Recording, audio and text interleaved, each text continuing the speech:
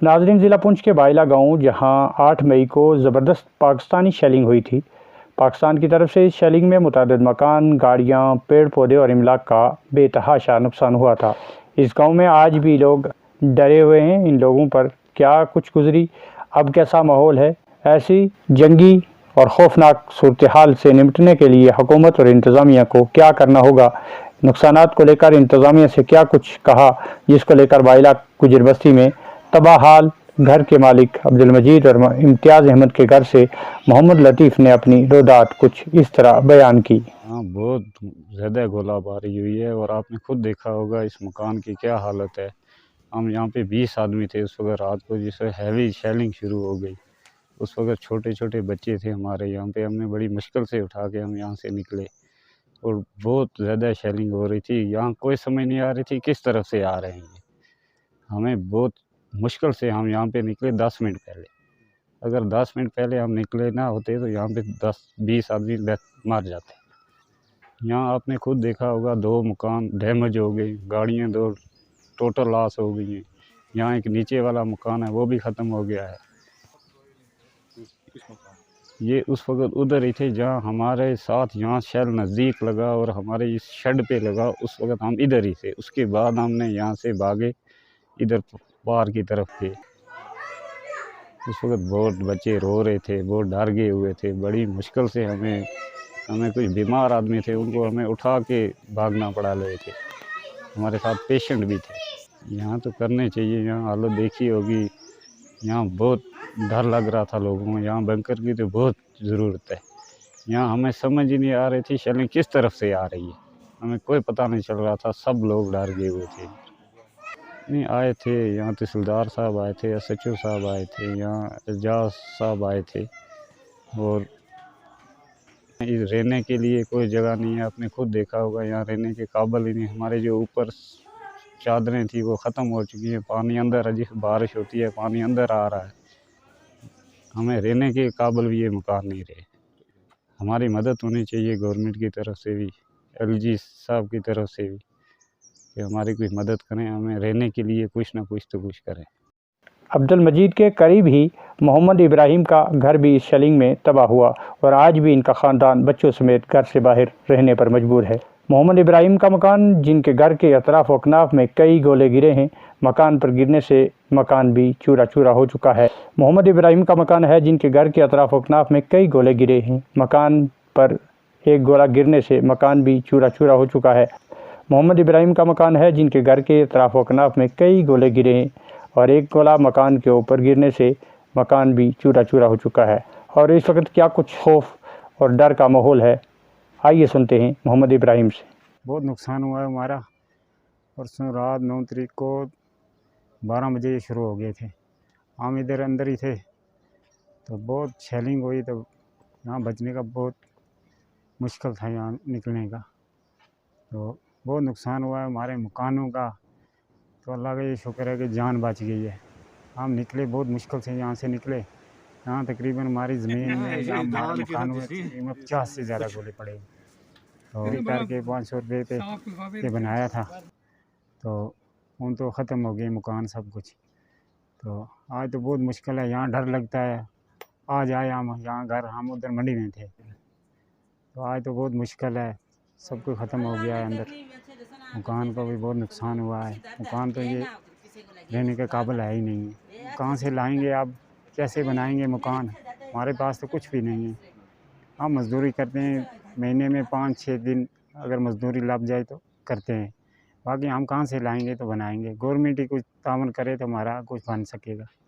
गुजर बस्ती के अलावा मोहल्ला दुलिया में जहां गुलाम नबी खान का मकान गुलाब लगने से रेजा और दीगर साजो सामान तबाह बर्बाद हो गया। गुलाम नबी और एक बुज़ुर्ग खातून ज़ख्मी हो गए, ताहम ज़ख्म नॉर्मल रहे। क्या कुछ सूरत हाल रही और किस तरह बाल बच्चों को बचाया और क्या कुछ गुजरी, आइए सुनते हैं इस बुज़ुर्ग खातून से। इस वक्त गोलाबारी शुरू हुई, आस अंदर से असा ने चाह पीती, असी मतलब तैयारी कर रहे थे रोटी खाने वास्ते। इस वक्त मुंडा मेरा छोटा मुंडा है, मेरे साथ दो टोटल 10 इतिहास, एक बच्चा तो एक बच्ची सारी समझो बाहर से, एक जम्मू सी एक कर्नाटका भी सा। बस जैसा असा ने क्या किया जे मैं आस अंदर मतलब ये हाल है लंबा खुला हाल तुझे वो मुंडा मेरा आया फौजी है रिटायर हो गया ना वो आया हन लगा है मम्मी दरवाज़ा खोले हाँ बच्चा खोले दरवाज़ा तो रुक 2 मिनट मैं तेरे वास्ते मैं तेरे की दिया गद्दा हाल भी निकल गया दरवाजे च मैं उस पास गई उथू अंदर जाए ना वो जैसा आया डेडी ने दरवाजे उसने क्या किया जे कहना जे तू सट अंदर तय कुड़ियाँ लेट इतने में बस गोले न दबका रहा लगा गोला 20 गज 57 साड़ी उस सन पर गोला लगा इस वक्त तो गोला लगा ना उस वक्त असा कोई पता नहीं लगा ये अंदर ही से अंदर चाहे असा की मतलब आया चक्कर था वो काला तो वहाँ बैठ गया मुँह ने बिकता मैं इस ऐसा कर लग पिया था मुड़े 2 से और जड़े निके थे वो इधर सुतल से उन्हें क्या आस्ते जो निकले बाहर गोला फटन तो बाद निकले बाहर इधरों उस वक्त वो दरे बारियां जो भी सा उस मतलब उस गोले नी जद ने विच आके तो सब जने क्या होया जो उखड़ गया ना जैसा वो लगा ना ऐसा वो बिचू मतलब दीवार ने बिचू निकल गया था फिर शतरंज नालों जो बड़े बड़े फाड़ टठे उस शतरंज ने टोटा आधा भी टठा अंदर आया दरे आए वो दरवाज़ा सा मतलब दरवाज़ा सा बड़ा दरवाज़ा सा गेट था पूरा वो पूरा फौजी इस तरह मुंडा मेरा इस तरह खला सा लगा इसने मोरा में मैं नहीं सोचा ये क्या गया और इसरा हो गया उसने मोरने लगी थोड़ी बहुत था जैसे इथू असा फिर गोला लगा था पीछा पहला गोला फर्स्ट भी गोला जो लगा था वो कराडों गोला लगा सेकंड भी गोला जो लगा था इथा बुन लगा थर्ड भी गोला लगा था इथा लगा साड़ी इस शतरंज पर तब चौथा गोला उठा लगा जने 2 सेकंड बाद गोला लगना था 2 सेकंड बाद असा किया आज के जे आस इथे मतलब वो जड़ा ना उन्होंने रेंज है और रेंज नहीं कटे जो ना वो अब ये वादी पर पहना गोला इससे पहले आसा नहीं देखा तो मतलब जेडे बड़े बुजुर्ग है आपने गोला लगना सा था लगा सा था 71 भी लगा 65 भी लगा जरूर इंतजामिया आज तो एक दिन आए से ये जड़े वोट मंगने ऐसा को बिल्कुल मतलब नहीं आने नहीं इन्हें की अपनी कुर्सी ना जिस वक्त इन्हें कुर्सी जरूरत है नहीं उस वक्त ये करने पैर पकड़ने तो इस तरह के असा से कुछ नहीं लिया तो बंगर बनने चाहिए ना बंगरों बगैर तो चारा नहीं है जंग दिन तो होना ही है ना अस गरीब लोग अस के कर कितु आसान के कर करनी साड़ी मदद करन अस गरीब लोग असा को कुछ नहीं दरिया ने विच रहने असा की जमीन नहीं है बाड़ी नहीं है कुछ नहीं असे मेहनत मजदूरी करके वक्त पास करने है क्या नहीं। इनके कुछ ही करीब में मोहम्मद खुर्शीद का मकान है जो शल लगने से बिल्कुल तबाह हो चुका है। खुशकिस्मत रहे कि चंद सेकंड पहले पूरा ख़ानदान यहाँ से दूसरी जगह निकलने में कामयाब रहा, जिसकी वजह से जानी नुकसान तो नहीं मगर इस गरीब का आशियाना बिल्कुल तबाह और बर्बाद हो चुका है। इस तबाही और शल गिरने के वक्त क्या कुछ गुजरी और किस तरह इस वक्त वक्त गुजारते हैं अपने बाल बच्चों का किस तरह गुजर बसर करते हैं, आइए सुनते हैं उनकी ज़बानी।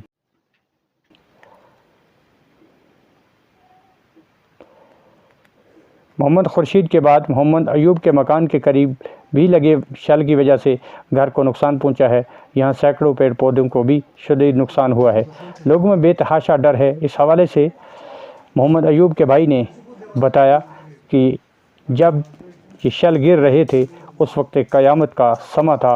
लोग डर के मारे सहम गए थे और एक दूसरे के अपने घरों को छोड़कर भागने पर मजबूर हो चुके थे और कई घर जो है वो खाली हो चुके थे।